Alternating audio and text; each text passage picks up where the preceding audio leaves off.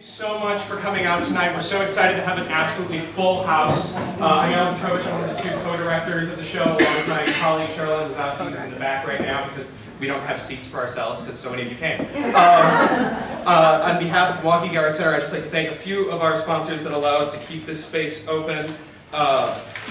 Thank you for the support of the Cream City Foundation, the Joseph R. Capps LGBT Infrastructure Fund, the GL Community Trust Fund, the Washington Heights Rainbows Association, and Challenge Party, and the many individuals who contribute to our cause throughout the year. Thank you also to our many sponsors for the event. Their ads are throughout our program, and the international sponsors of the 2009 V-Day campaign. A few housekeeping things before we begin. Restrooms are located through the center door to the left, either down the flight of stairs or around the corner on this level. At this time, we ask that you please take out your cell phone and make sure that it's off. If it rings during the show, the rule is we get to perform the monologues to whoever called. Fair is fair. So please silence all cell phones, pagers, anything else that beeps, rings, or vibrates. Nice. Sorry. The Gay Arts Center is a smoke-free facility. If you need to step out during the show, we have the bar outside. Also, no flash photography during the show.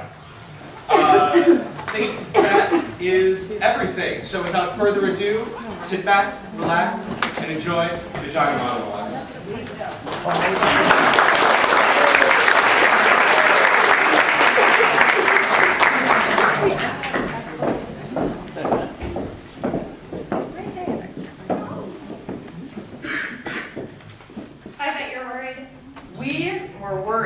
We were worried about vaginas.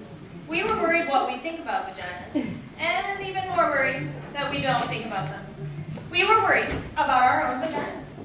They needed a context of other vaginas, a community, a culture of vaginas. There's so much darkness and secrecy surrounding them, like the Bermuda Triangle. No one ever reports back from there. In the first place, it's not so easy to even find her vagina. Women go weeks, months, even years without looking at it. A high-powered businesswoman was interviewed, and she said she was busy. She didn't have the time. Looking at your vagina, she said, is a full day's work. You gotta get down there, on your back, in front of a mirror that's standing on its own, full length preferred. You've got to get in the perfect position with the perfect light, which is then shadowed somehow by the mirror and the angle you're at. You get all twisted up. You're arching your head up, killing your back. You're exhausted by then. She said she didn't have time for that. She was busy. So there were vagina interviews, which became Vagina Monologues. Over 200 women were interviewed. Older women, younger women, married women, lesbians, single women, college professors, actors, corporate professionals, sex workers, African American women, Asian American women, Hispanic women, Native American women, Caucasian women, Jewish women. I could go on probably, but women were reluctant to talk. They were a little shy, but once they got going, you couldn't stop them. Women secretly love to talk about their vaginas.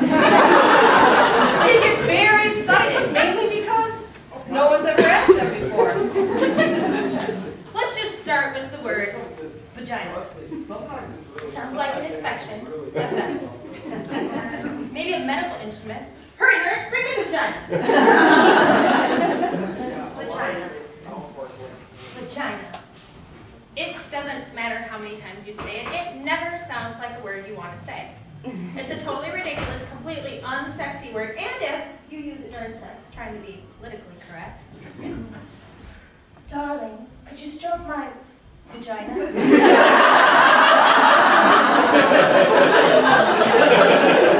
Well, you kill the act right there. We were worried about vaginas, what we call them and don't call them. In Great Neck, New York, they call it pussycat. A woman there once said her mother used to tell her, don't wear your panties underneath your pajamas. You're going to need to air out your pussycat. In Westchester, they call it a pookie. In New Jersey, a twat.